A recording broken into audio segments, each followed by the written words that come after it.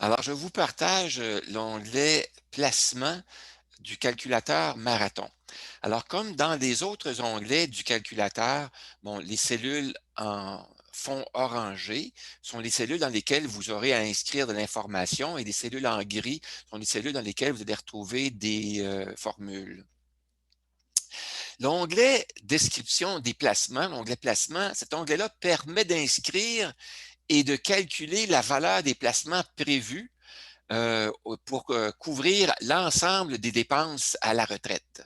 Je vais enlever la protection, annuler. Je vais supprimer ces montants-là ici, en haut. Vous voyez à droite, vous avez, qui à partir de la colonne M aux lignes 1 à 6, vous voyez les informations sur le mode d'emploi, comment l'utiliser. Et vous voyez aussi un peu plus bas, à partir de la ligne 8, là, un bouton cliquable, optimiser le décaissement, que vous pourrez cliquer lorsque vous aurez fait les réglages. Et il y a aussi le bouton effacer. Le bouton effacer va effacer les montants qui auront été simulés dans l'onglet décaissement. Alors, les réglages que l'on fait dans l'onglet placement vont être mis en action, vont être actualisés dans l'onglet décaissement. Alors, si je déclare au début de la prévision un montant dans chacun des comptes de placement que j'ai, ces montants-là vont être reflétés au début de la prévision dans l'onglet décaissement. Alors, vous pourriez les voir dans l'onglet décaissement là, pour chacun des éléments. Alors, vous voyez, on va faire un exemple. Dans l'onglet placement, j'ai prévu dans le compte opération, au début de la prévision, un montant de 3 000 $. Alors, dans l'onglet décaissement, si j'augmente la taille des caractères, je vois que pour l'épargne, le compte opération qui est présenté aux lignes 25 à 30, je vois que le solde au début de la prévision est de 3 000 $. Alors, vous voyez que c'est reflété tout simplement.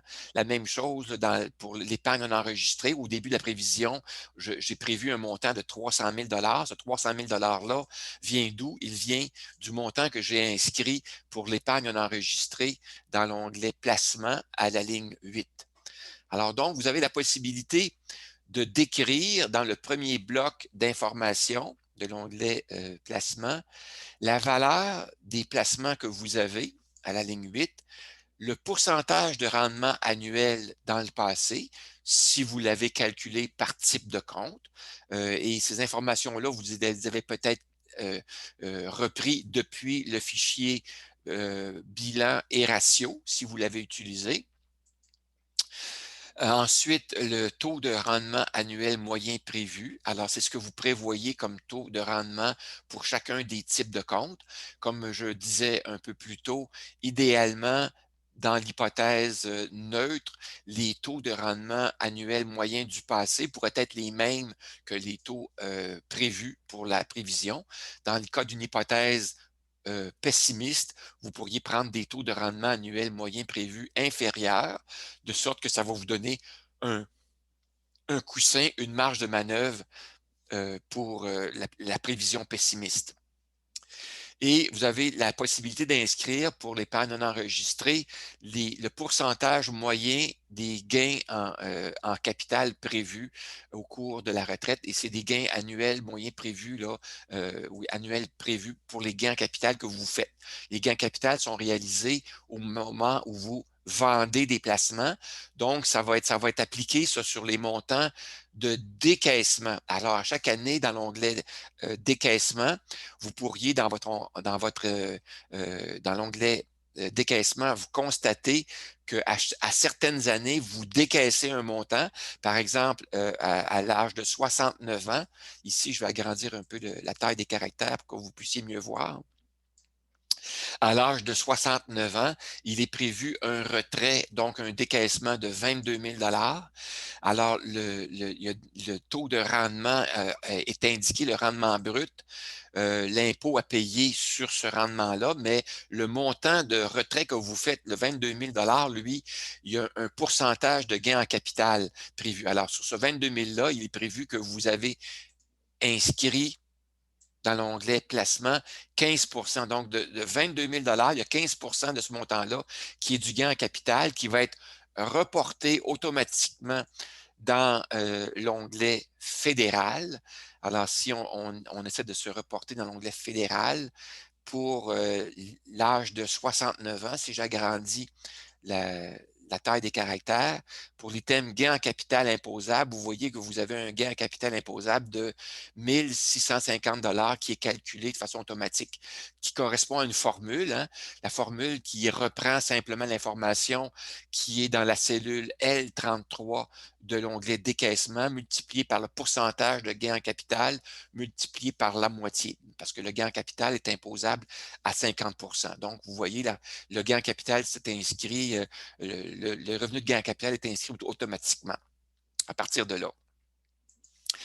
C'est la façon de l'utiliser. Ensuite, le deuxième bloc, après avoir décrit les montants de placement que vous avez pour chacun des types de comptes, vous pouvez décrire les transferts annuels de fonds d'un compte à l'autre que vous voulez forcer à chaque année. Vous voulez décaisser à chaque année un certain montant. Alors, vous pouvez le décrire, vous avez de l'espace pour décrire trois façons de faire des décaissements pour 3 périodes différentes. Alors, vous pourriez demander, tant et aussi longtemps que vous avez de l'argent dans votre compte REER, de décaisser un certain montant vers votre épargne non enregistrée. Par exemple, vous pourriez demander de décaisser un montant de 5 000 à chaque année de la période de 65 ans à 70 ans de façon automatique. Alors, lors du décaissement, ce montant-là va être décaissé de façon prioritaire au début, tant et aussi longtemps que vous avez de l'argent dans votre épargne non enregistrée. Donc, vous avez la possibilité d'inscrire des montants à décaisser différents pour 3 périodes différentes au cours de la retraite. Et vous voyez que dans le cas du REER, lorsque vous demandez un montant, Marathon va aussi calculer qu'il y a un impôt à payer que vous devrez, qui devra être aussi calculé. Alors, l'impôt à payer est calculé en fonction du taux marginal d'imposition qui a été calculé avec l'onglet fédéral, là. Et c'est une formule qui calcule ça automatiquement. Il y a aussi un autre type de transfert annuel de fonds qui peut être fait, et ça, c'est la plupart des gens l'utilisent, c'est le transfert de fonds du compte opération, REER ou épargne vers le SELI. Alors, selon ce qui est disponible dans l'opération ou dans le REER ou ensuite dans l'épargne non enregistrée, vous pouvez décaisser un montant pour aller le placer dans le SELI à chaque année. Alors, idéalement, on veut garnir notre SELI à chaque année. Alors, on pourrait inscrire à la ligne 21, colonne F, un montant de 6 000 pour toutes les années de la retraite qui va être décaissé de façon prioritaire tant et aussi longtemps qu'on va avoir des fonds disponibles dans l'un ou l'autre de ces comptes-là. Alors, ça va être décaissé vers le SELI. Donc, vous forcez des décaissements. C'est des opérations qui sont automatiques et qui forcent le décaissement à chaque année, tant et aussi longtemps qu'il y a des fonds. Ensuite, les paramètres de décaissement. Vous pouvez paramétrer les décaissements qui vont se faire année après année de façon à optimiser le décaissement. Optimiser le décaissement, qu'est-ce que c'est? C'est faire en sorte qu'on fait les transferts de fonds nécessaires pour maintenir l'équilibre budgétaire à chaque année, donc à ne pas tomber en déficit jamais au cours de notre retraite, mais aussi pour tenter de faire les transactions, les transferts de fonds, le décaissement, pour prolonger la durée du capital le plus longtemps possible. Alors, comment on fait ça? On fait ça en étant judicieux, puis en essayant de minimiser l'impôt à payer, puis en tentant de prendre les stratégies les meilleures pour prolonger la durée du capital. Alors, une des façons de faire le paramétrage, c'est que vous pouvez décider quel est le solde minimum à conserver dans le compte opération à chaque année? Alors, selon vos habitudes de placement, vous pouvez dire, moi, de mon côté, je préfère à conserver de façon standard un montant minimum dans mon compte opération. Alors, vous pouvez choisir ce montant-là qui va, dans la routine de décaissement, ce montant-là va être pris en compte comme étant une obligation. On va tenter de conserver le 5 000 dans le compte opération à chaque année, peu importe les circonstances. Donc, s'il manque de l'argent, ben, on va en transférer depuis un autre compte vers le compte opération pour atteindre ce montant-là. Ensuite, vous pouvez régler l'ordre de décaissement des placements. Alors, habituellement, dans les planifications financières de retraite, on suggère de faire un décaissement du REER, ensuite de l'épargne non enregistrée et du CELI. Ça fonctionne la plupart du temps de façon cohérente et c'est ça qui est le plus adéquat pour prolonger la durée du capital. Cependant, moi, en faisant des tests avec Marathon dans plusieurs circonstances, j'ai découvert dans 3 cas sur 6 qu'on avait intérêt à modifier cet ordre-là. L'épargne pouvait être décaissée en premier avant le REER dans 3 cas sur 6 pour prolonger la durée du capital. Donc, vous aurez la possibilité de faire varier cet ordre-là de façon à prolonger la durée du capital. Également aussi, vous pouvez demander qu'il y ait un pourcentage maximum de décaissement du REER à chaque année. Alors, vous savez que lorsque vous décaissez un montant du REER, le montant décaissé est imposable, donc ça va faire augmenter vos revenus. En augmentant vos revenus imposables, ben, peut-être que vous allez payer trop d'impôts une année si vous faites un décaissement trop important du REER à une année donnée, par exemple, pour faire un achat important. Alors, vous pourriez demander à Marathon de limiter le pourcentage maximum du REER à décaisser de façon à ne pas changer de fourchette de taux d'imposition de façon trop brusque d'une année à l'autre. Alors, vous pourriez, par exemple, demander que le montant à décaisser du REER ne soit jamais supérieur à 80 ou 50 du montant restant dans le REER l'année précédente. Alors, il va tenir compte de cette obligation-là. Alors, c'est vous qui choisissez ce pourcentage. Ensuite, vous pouvez aussi régler le pourcentage des revenus de placement non enregistrés selon le type de revenu.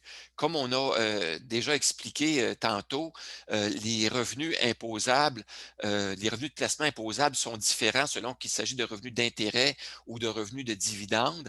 Alors, selon votre portefeuille de placement, si vous avez plus de revenus d'intérêt, ça va générer un revenu imposable, ça va générer un montant d'impôt à payer supérieur que si c'est des revenus de dividendes. Alors donc, vous avez l'occasion ici de régler le pourcentage de revenus d'intérêt et de dividendes que vous faites annuellement. Et comment on fait ça? Bien, on fait ça en examinant nos feuillets d'impôt que l'on reçoit à chaque année.